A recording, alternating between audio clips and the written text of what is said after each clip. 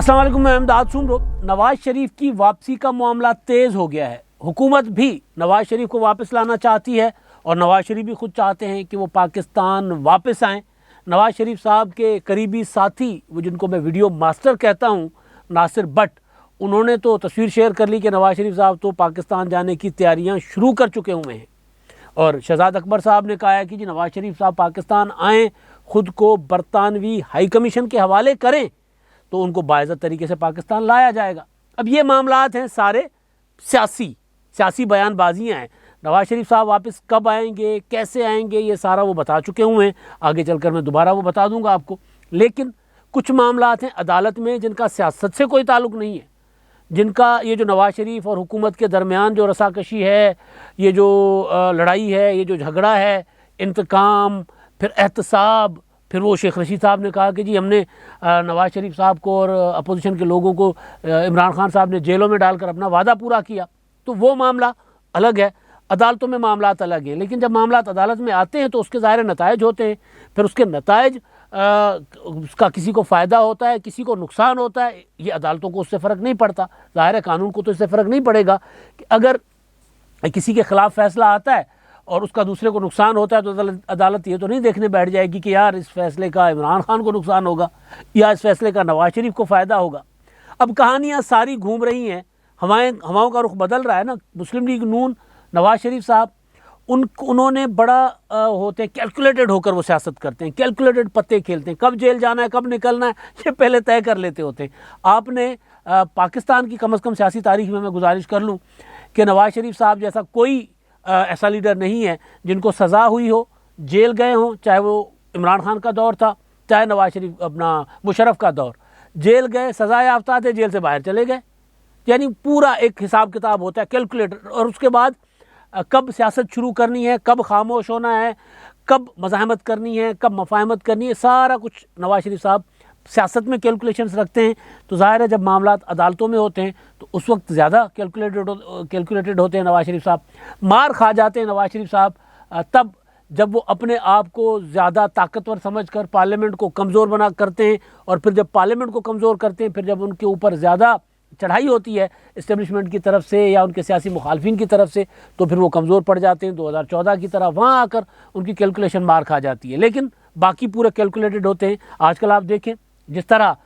جو تحریک عدم اعتماد عمران خان کے خلاف مارچ میں کہا گیا تھا کہ تحریک عدم اعتماد لائی جائے، یا اس سے پہلے پی ڈی ایم بنا تحریک عدم اعتماد کی بات، لیکن نواز شریف صاحب کو اس وقت وارے میں نہیں تھا، سوٹ نہیں کر رہا تھا، ہوائیں کچھ اور بتا رہی تھیں، پیغامات کچھ اور آ رہے تھے، جو بھی تھا، ریزن جو بھی تھی، لیکن اس وقت نواز شریف صاحب کی کیلکولیشن کام نہیں کر رہی تھی، تو میاں نواز شریف صاحب نے وہ نہیں کیا۔ اب آپ دیکھیں کہ تیزی ہو گئی ہے چیزوں میں۔ روزانہ کی بنیاد پر مسلم لیگ نون کی لیڈرشپ کہہ رہی ہے کہ جی نواز شریف صاحب واپس آئیں گے۔ ہاں، کچھ شاید خاقان عباسی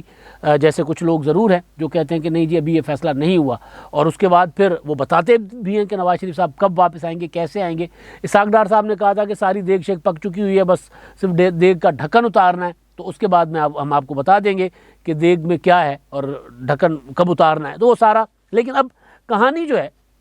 گھوم رہی ہے نواز شریف صاحب کی کو سزا، ان کی جلاوطنی، مریم نواز صاحبہ کو سزا، اور ان کی قید، اور ان کے اوپر احتساب کے مقدمات، اور ان کی اپیلیں، سارا ان پر کچھ چیزیں مسلم لیگ نون خود لے کر آئی تھی۔ ایک ویڈیو ارشد ملک صاحب کی تھی، اس کے بعد پھر شوکت عزیز صدیقی صاحب،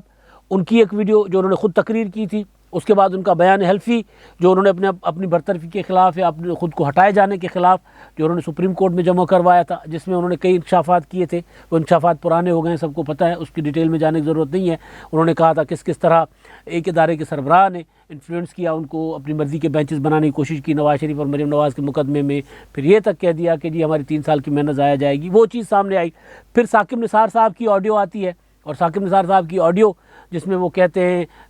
کہ اپنا اب مجھے بالکل بلنٹ ہونے دے، سیدھی صاف بات کرنے دے کہ یہاں فیصلے تو ادارے کرتے ہیں، اور یہاں پر اب نواز شریف کو سزا دینی ہے، مریم نواز کی سزا نہیں بنتی تو بھی دینی ہے۔ میں نے دوستوں کو سمجھانے کی کوشش کی ہے لیکن وہ نہیں مان رہے، چلیں کرنا تو پڑے گا۔ تو وہ آڈیو لیک کی تھی اپنا احمد نورانی صاحب نے اپنی ویب سائٹ پر، تو انہوں نے یہ دعوے کے ساتھ کی، انہوں نے فورینسک رپورٹ بھی ایک لگائی جس میں انہوں نے دعویٰ کیا کہ جی ایک مستند فورینسک کمپنی کی رپورٹ ہے جس کے مطابق یہ ویڈیو کہیں سے ایڈیٹڈ نہیں ہے، کہیں سے جوڑی نہیں گئی، کہیں سے اٹھائی، کہیں سے مکس نہیں کی گئی، یہ ایک ہی گو میں ساری آڈیو ہے اور وہ انہوں نے رکھی ہے۔ تو اس کے بعد پھر اس کے کئی آپریشنز بھی ہوئے، اس کے کاؤنٹر جو فورینسک رپورٹس بھی آئیں، کچھ ARY نے بنائیں، کچھ سما ٹی وی نے بنائیں، کچھ شہزاد اکبر صاحب نے کہا، کچھ فواد چودھری نے کہا، مطلب ایک مکس اپ ہو گیا سارا۔ اب وہ معاملہ چلا گیا تھا عدالت میں، اسلام آباد ہائی کورٹ میں۔ سندھ ہائی کورٹ بار ایسوسی ایشن جو ہے وہ سندھ بار کونسل میرا خیال ہے وہ چلی گئی اسلام آباد ہائی کورٹ میں، اور وہاں انہوں نے اس کی انکوائری کا، یہ ذرا میں کلیئر کر لوں کہ سندھ ہائی کورٹ بار ایسوسی ایشن نے، تو وہ ان کے جو تھے صلاح الدین صاحب، وہ چلے گئے۔ انہوں نے کہا کہ جی عدلیہ پر بہت بڑا حملہ ہے، عدلیہ کی ساکھ متاثر ہوتی ہے کہ اگر جس طرح کی آڈیو ہے اس کی فورینسک کروائی جائے، اور اگر یہ ٹھیک ہے تو پھر اکارڈنگلی کوئی ایکشن لیا جائے، اور اگر یہ جھوٹی ہے، من گھڑت ہے یا فیبریکیٹڈ ہے یا پھر ایڈیٹڈ ہے، تو پھر جنہوں نے عدلیہ کی ساکھ کو نقصان پہنچانے کی کوشش کی ہے ان کے خلاف کارروائی کی جائے۔ اب یہاں پر اس معاملے کو اٹارنی جنرل صاحب نے کہا تھا پراکسی، یعنی نواز شریف کی جنگ کوئی اور لڑ رہا ہے، میاں نواز شریف صاحب کی جنگ۔ ایک اور معاملہ رانا شمیم صاحب کا بھی آیا تھا، رانا شمیم صاحب کا بیان حلفی جو جنگ اخبار نے، دی نیوز اخبار نے رپورٹ کیا، انصار عباسی نے رپورٹ کیا، وہ معاملہ بھی، اس کا بھی عدالت اسلام آباد ہائی کورٹ نے چیف جسٹس اطہر من اللہ صاحب نے نوٹس لیا تھا، وہ بھی عدالت میں ہے۔ تو یہ معاملات ظاہر ہے اس میں جب معاملہ آگے بڑھے گا، جب یہ بیان حلفی کہ اس پر صحت پر کہ یا جو انہوں نے بات کی ہے وہ ٹھیک ہے یا غلط ہے، جب اس پر بات جائے گی تو ظاہر ہے اس کا بھی کسی کو فائدہ ہوگا، اس کا بھی کسی کو نقصان ہوگا، اور عدالت کو اس سے غرض نہیں ہوتی۔ عدالت نے تو قانون کے ساتھ کام کرنا۔ میں دو اسپیکٹ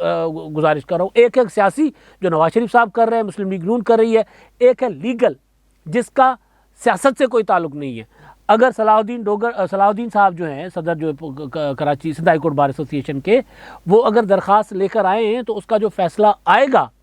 وہ فیصلے کا نقصان کس کو ہوتا ہے، فائدہ کس کو ہوتا ہے، اس سے کسی کو غرض نہیں ہونی چاہیے، کیونکہ اگر کسی نے یہ آڈیو جوڑ کر بنائی ہے تو اس کو بھی سزا ہونی چاہیے کہ اس نے پاکستان کے ادارے کو، عدلیہ کو بدنام کرنے کی کوشش کی ہے۔ اور اگر یہ آڈیو بالکل اسی طرح ٹھیک ہے جس طرح ملک قیوم کی آڈیو ٹھیک نکلی تھی، جب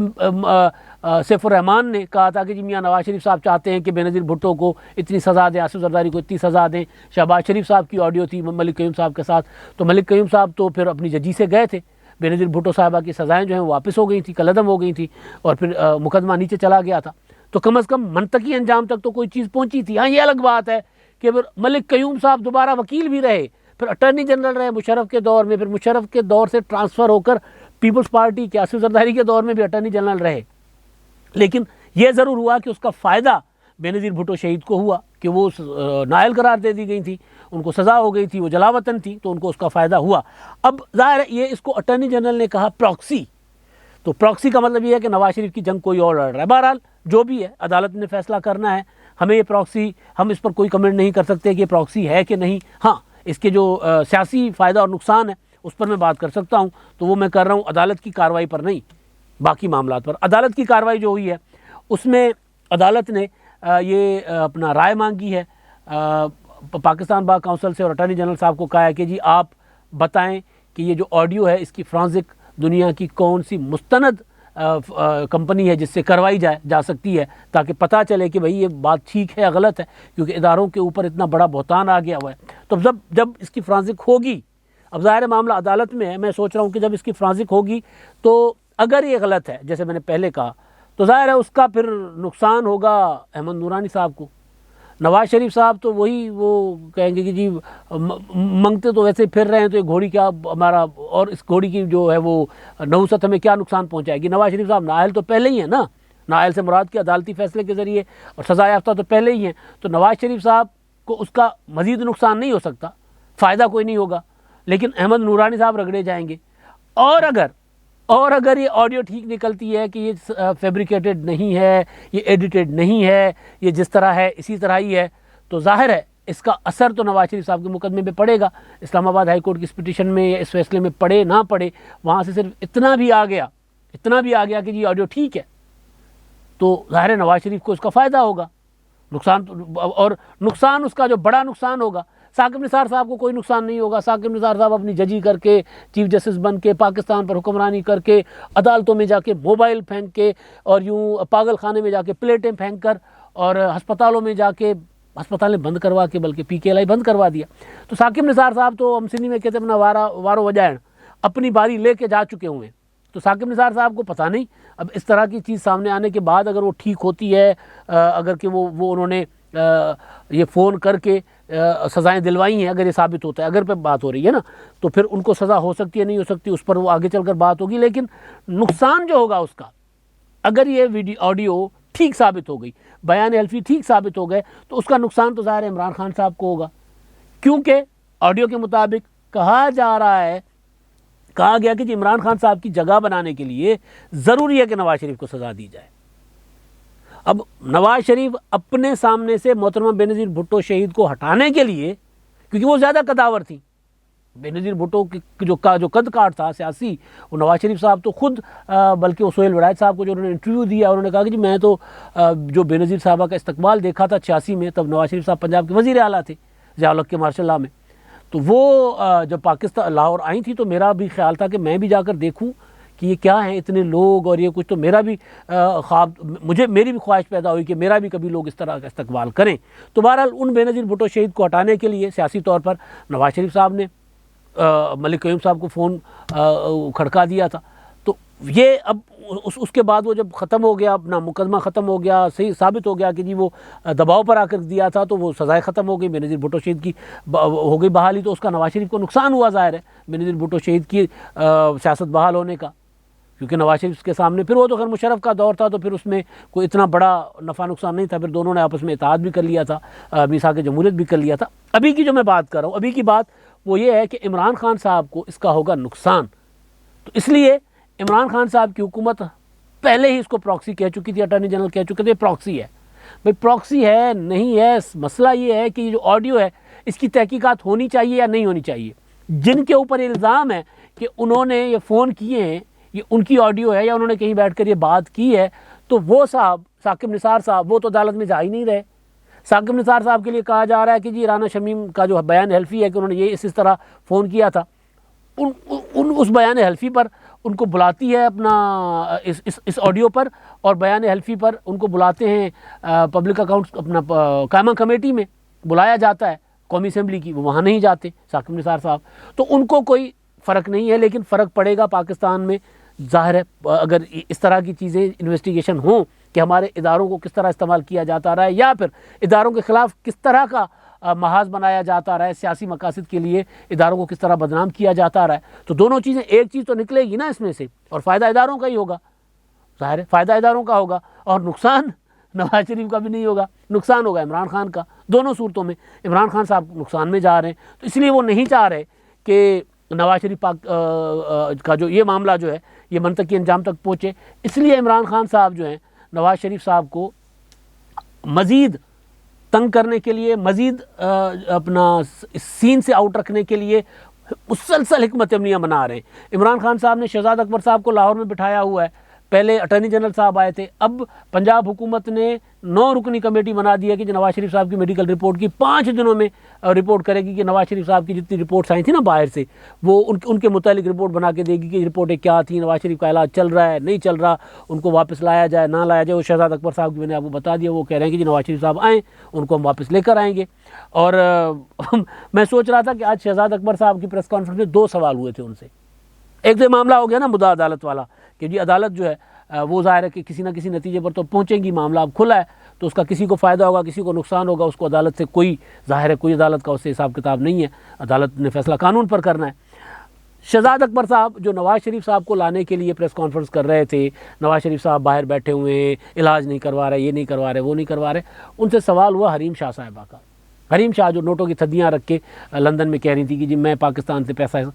لے کر آ گئی ہوں اور مجھے کسی نے پوچھا نہیں, مجھ سے کون پوچھے گا, لیکن آپ آئیں گے تو آپ کو کوئی پوچھا نہیں, میں نے منی لانڈرنگ کی ہے. اس کے بعد وہ بیان سے مکر گئی ہیں, انہوں نے الگ سے ویڈیو جاری کر دی ہے, لیکن اب اس کی تحقیقات شہزاد اکبر صاحب کہہ رہے ہیں کہ جی ہم نے